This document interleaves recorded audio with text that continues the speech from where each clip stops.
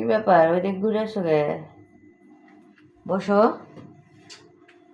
আরে বসতে ভালো লাগতেছে না মেজাজ খারাপ। কেন, কি হয়েছে? এই অভাবের মধ্যে আবার বলতেছো কে কে সব আত্মীয় স্বজন আসবে, আর এই আত্মীয় স্বজন আসবে, আত্মীয় স্বজন আসার আর টাইম পাইলো না নাকি? আত্মীয় স্বজন তো এখন আসবে, আত্মীয় স্বজনকে আর অভাব বুঝে আমাদের মানে ভান টান দেখা তো সবাই মনে করে যে এদের না জানি কি আছে।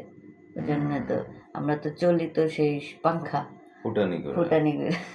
ফুটানি করে চলা তো বন্ধ করা উচিত আমাদের। না, আর গরিব হালে চলবো নাকি? কি আশ্চর্য!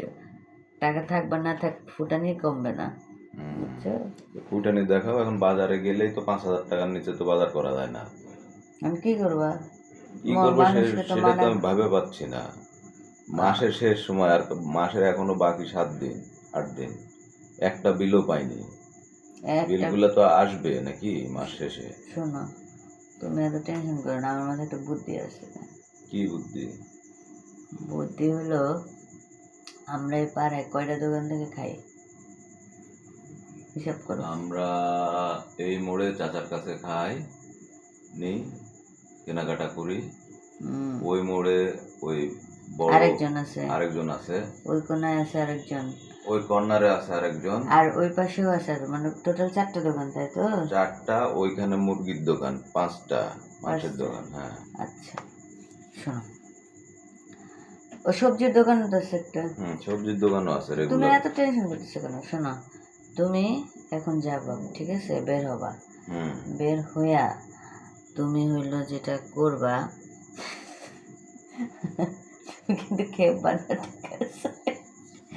তুমি প্রত্যেকটা দোকানে মানে যাবা, যা বলবা একটু একটু তারা মানে ব্যস্ততা দেখাবা অবশ্যই। আপনারাও এটা শিখে রাখেন, বুঝছেন? শেখার কিন্তু দরকার আছে, বুদ্ধিটা খুব ভালো। হ্যাঁ, প্রতিটা দোকানে যাবেন, তুমি যাবা, যাওয়ার পরে বলবা, ভাই টাকা ভাঙতি নাই, তাড়াতাড়ি 200 টাকা দেন তো, ঠিক আছে? এরকম করে কয়টা দোকান? 5টা দোকান। 5টা দোকান থেকে 200 টাকা নিলে তো 1000 টাকা। তোমার লাগবে তো 5,000। আর তারপর মুরগির দোকান থেকে নিবা মুরগি, বলবা যে টাকা বুথের সমস্যা, টাকা উঠাইতে পারি নাই, নিবা মুরগি। সবজির দোকানে যাবা, একই কথা বলবা যে বুথের সমস্যা, টাকা উঠাইতে পারি নাই, এই উঠামো। এই কথা বইলা নিয়া তুমি সুন্দর মতো চেলায় চলে আসবা বাসায়। তুমি কিসের টেনশন করতেছো?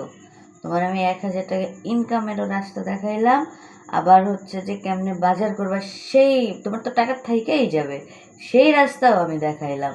তুমি কেন টেনশন করতেছো? মেহমান আসবে, আসুক। বুদ্ধি, তাও মেহমানদারি বন্ধ করবা না? না, মেহমানদারিও বন্ধ করবো না, ফুটানিও বন্ধ করবো না, বুঝছো? মানে এই পলিটিক্স খাটাতে হবে, পলিটিক্স খাটা এইভাবে তোমার সবসময় এগুলা করতে হবে? এটা খুব দারুণ পলিটিক্স, বুঝছো? হ্যাঁ, সকালবেলা আমি একটা দিলাম ভালো বুদ্ধি, মানে শুনলো না।